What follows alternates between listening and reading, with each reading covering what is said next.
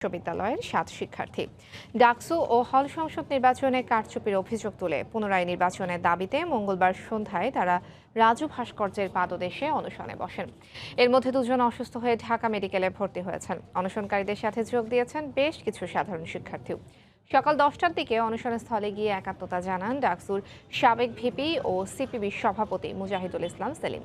অনশনের চতুর্থ দিনেও বিশ্ববিদ্যালয় প্রশাসনের পক্ষ থেকে কোনো প্রকার যোগাযোগ করা হয়নি বলে জানিয়েছেন অনশনকারীরা।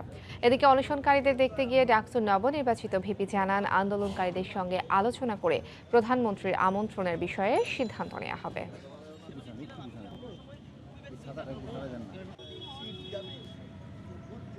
এই নির্বাচন বাতিল করে একটা পুনঃ তফসিল ঘোষণা করে নতুন একটা নির্বাচন দিবে।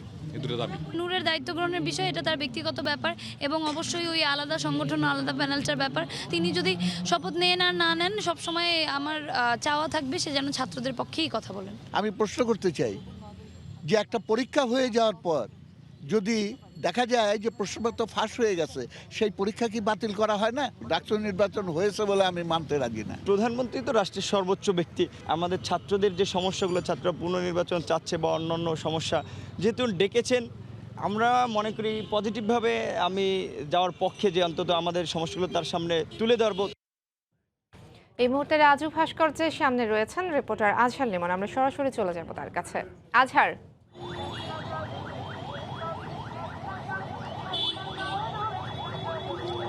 অপলা, অনশনকারী ছাত্রদের মধ্যে থেকে আরও একজন অসুস্থ হয়েছে।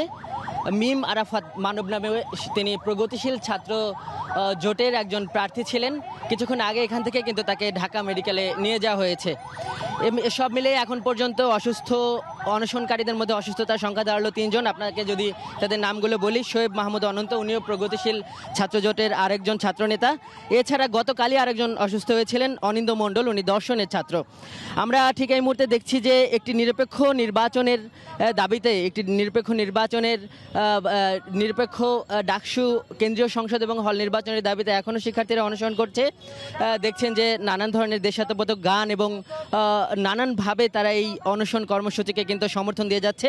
আমরা দেখেছি যে ঠিক এই মুহূর্তে কিছু সাধারণ শিক্ষার্থীও তাদের এই প্রগতিশীল ছাত্র জোট, স্বতন্ত্র এবং অন্যান্য যে সংগঠনগুলোর প্রায় 8 জন প্রতিনিধি এই আমরণ অনশন কর্মসূচি চালিয়ে যাচ্ছিল, তাদের সঙ্গে যুক্ত হয়েছেন।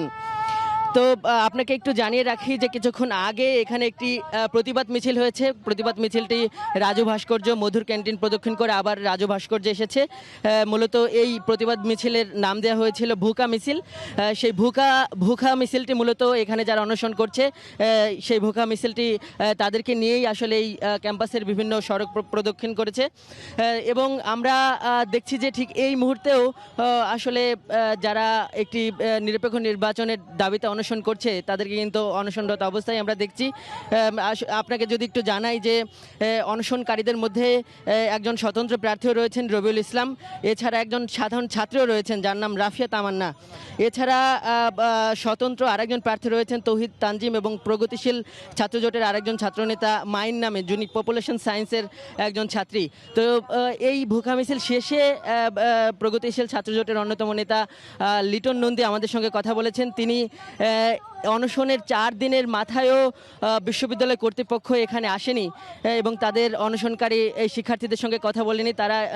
তার ভাষায় এটিকে উনি দায়িত্বহীন বলেছেন এবং উনি বলেছেন যে শিক্ষার্থীদের এই দাবি তারা যাতে ভালো মতো শোনেন এবং পরবর্তীতে পদক্ষেপ নেন। তিনি এও জানিয়েছেন, সাংবাদিকরা তাকে যে প্রশ্ন করেছিল যে এরপরে আসলে তাদের কর্মসূচি কী হবে, উনি বলেছেন যে যেহেতু আগামীকালই তাদের এই আমরণ অনশন কর্মসূচির 3 দিন সমাপ্ত হচ্ছে, তো তিনি আমাদেরকে জানিয়েছেন যে আপাতত আগামীকাল থেকে তারা হলে হলে গণসংযোগ করবে এবং এরপরই তারা আসলে এই অনশনকারী যারা রয়েছেন এবং 5টি যে ছাত্র সংগঠন স্বতন্ত্র জোট সহ রয়েছে, সেই 5টি প্যানেলের সঙ্গে আলোচনা করে পরবর্তী কর্মসূচির ব্যাপারে তারা সিদ্ধান্ত নেবে। অপলাই ছিল ঢাকা বিশ্ববিদ্যালয়ের রাজু ভাস্কর্য থেকে আমার কাছে সর্বশেষ।